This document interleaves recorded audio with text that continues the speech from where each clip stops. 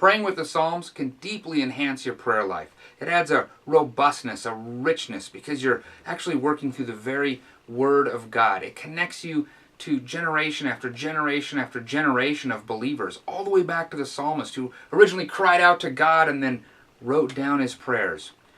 Over the centuries, we have used this book to write songs, to sing praise, to make confession, and it can be used in prayer.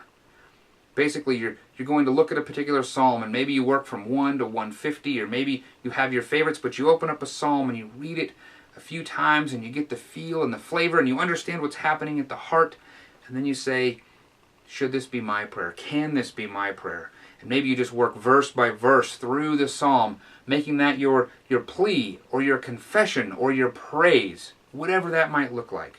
Or maybe it's a request to say, God, search me and cleanse me.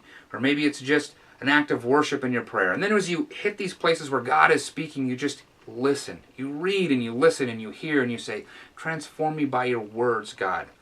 What we have in here is this conversation, this dance between the created and the Creator, and you can enter into this conversation. You can be a part of this dance simply by using the Psalms to pray, to read. This is going to deeply enhance your understanding of the Word of God. It's going to really allow God's words to sink deep within you and to be deeply rooted within you.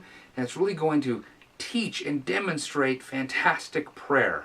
It's going to help you to grow in your conversation with God. So I want to encourage you to start opening the Psalms. Start looking at these as more than just words on a page, more than just a song, but actually as a prayer. And then I want to encourage you to make them your prayers.